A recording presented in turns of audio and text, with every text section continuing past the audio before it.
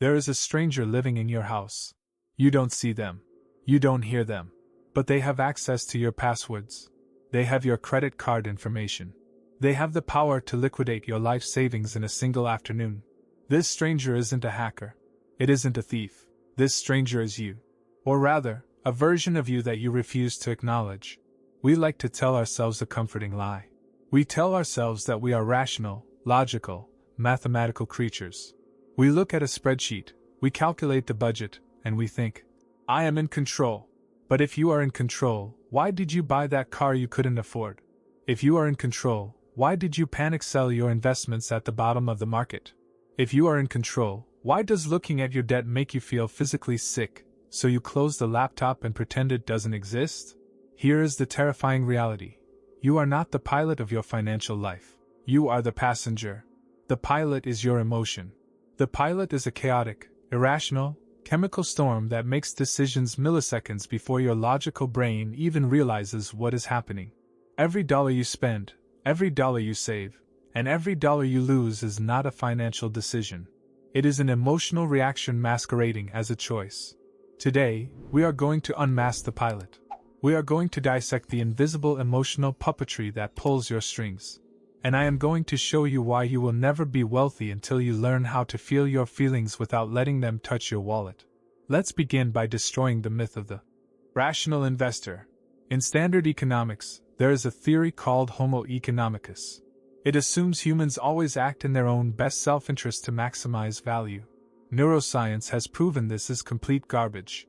There is a concept called the Somatic Marker Hypothesis, proposed by the neuroscientist Antonio Damasio. He discovered something profound. We do not make decisions based on logic alone. We make decisions based on feelings that are tagged to past experiences. When you look at a risky investment, your stomach tightens. When you see a luxury watch, your heart flutters. These are somatic markers. They are physical, biological signals sent by your emotional brain. Here is the scary part. These signals happen before you think. Your emotional brain processes information in milliseconds. Your logical brain takes seconds.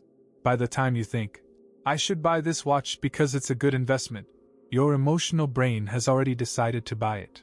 Your logic is just the press secretary justifying the decision the president, your emotions, already made. You are not analyzing the data. You are rationalizing the feeling. If you feel insecure, you buy the expensive car to feel powerful. Your logic says, it has good safety ratings.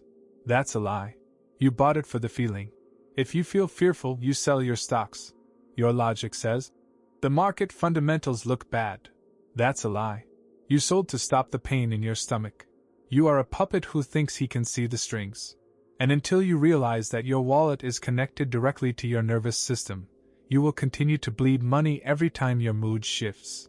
Let's look at the most expensive emotion in the human repertoire, envy. But not just regular envy.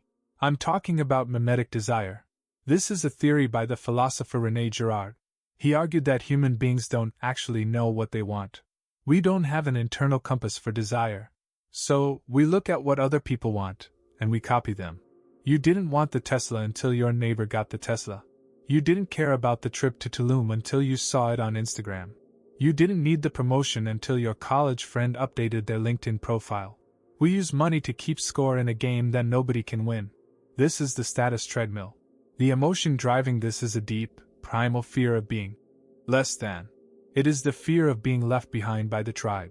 When you spend money to impress others, you are trying to buy emotional safety. You are trying to buy respect. But here is the tragedy. You are paying interest on a debt of insecurity.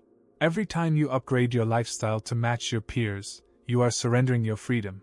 You are working late nights, enduring stress, and missing your children's lives to pay for a house that is 1,000 square feet too big, just so you don't feel small compared to your brother-in-law. Your bank account is being drained by a ghost. The ghost of other people's opinions. You are setting your financial goals based on someone else's highlight reel. And the suspense of this tragedy is that you will reach the finish line, surrounded by expensive things, and realize you are completely alone and completely broke. Because you bought everything except your own freedom. If envy drains your account slowly, fear drains it instantly. Fear comes in two flavors in the financial world. 1. The fear of loss, panic. 2. The fear of missing out, greed. Let's talk about loss aversion.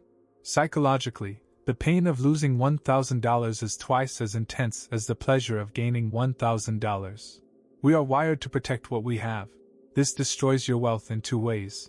First, it makes you play too safe. You keep your money in cash, letting inflation eat it alive. Because you are terrified of the stock market graph going down. You choose the guaranteed slow death over the volatile path to life. Second, it makes you panic at the worst possible moment.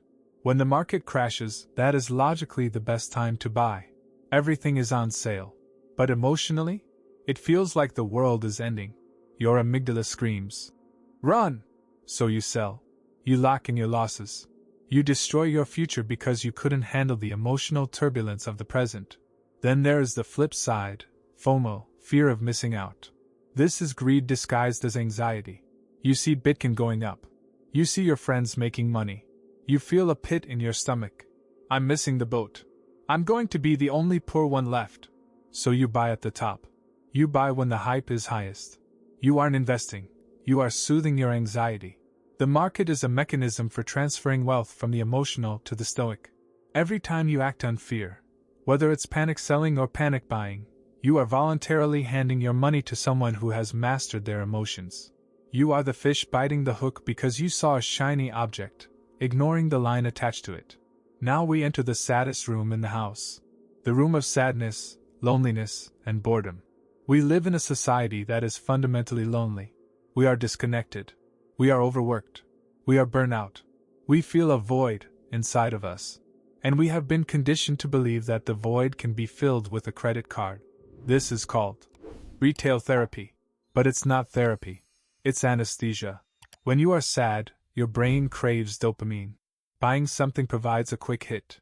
Clicking, order, gives you a momentary sense of control. It gives you a momentary sense of anticipation. For 30 seconds you don't feel the void. You feel the rush. But the rush fades. The package arrives, you open it, and the sadness returns, now compounded by guilt. So you have to buy something else. This is the cycle of compensatory consumption. You are trying to solve a spiritual problem with a material solution. You are trying to buy connection. You are trying to buy happiness. But you cannot buy what creates true happiness. I want you to look at your credit card statement from last month. Look at the random purchases. The clothes you don't wear. The takeout you didn't need. The gadgets that are sitting in a drawer. That isn't a list of products. That is a map of your emotional pain. Every transaction was a moment where you felt bad and tried to pay money to feel good. You are taxing your future self to numb your present self. And the bill is coming due. There is an emotion that destroys smart people more than any other. Pride. Pride is the refusal to admit you were wrong. In finance, this manifests as the sunk cost fallacy. Let's say you start a business. You pour $50,000 into it. You work on it for 2 years. The data is clear. The business is failing. It's not profitable. Nobody wants the product. The rational decision is to close it, cut your losses, and move on. But your ego won't let you. Your ego says, "If I quit now, I'm a failure. I have to prove them wrong. I've already put so much in, I can't stop now." So you borrow more money. You drain your retirement account. You ruin your marriage. You throw good money after bad, trying to save face. This happens in investing too. You buy a stock. It drops 50%. Instead of admitting you made a mistake in selling, you hold on to it. You might even buy more to lower your average. You tell yourself, "It's not a loss until I sell." This is a lie. It is a loss. You are just refusing to attend the funeral. Your ego is the most expensive dependent you will ever claim on your taxes. It demands to be fed with capital. It demands to be right, even if being right leaves you bankrupt. The wealthy have low egos when it comes to money. If a trade goes bad, they kill it. If a business fails, they shut it. They don't care about being right. They care about being rich. They detach their identity from their money. But for the average person, money is their identity. So losing money feels like dying. What happens when the emotions win? What happens when you've overspent, made bad investments, and debt is piling up? You enter the shame spiral. Shame is the most paralyzing emotion of all. Guilt says, "I did something bad." Shame says, "I am bad."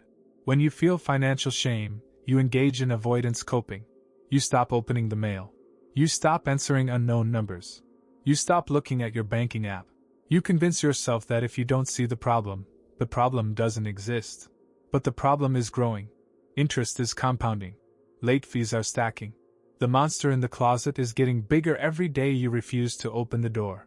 Shame creates isolation. You don't tell your spouse. You don't tell your friends. You carry the burden alone, which creates more stress, which leads to more retail therapy to cope, which creates more debt. It is a death spiral. The suspense here is real. This is how people end up destitute. Not because they didn't earn enough, but because they were too ashamed to look at the bleeding wound and stitch it up. They let the infection spread until it killed them.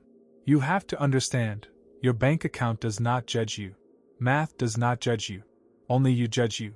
The shame is a hallucination. The debt is just a number. You can fix a number. You cannot fix a hallucination. So, how do we evict the stranger? How do we take back the pilot's seat? We cannot eliminate emotions. We are human. But we can build a firewall between our feelings and our fingers. 1. The 24-hour cooling period. This is the golden rule. Never, ever make a financial decision when your heart rate is elevated. If you are excited, wait 24 hours. If you are scared, wait 24 hours. If you are sad, wait 24 hours.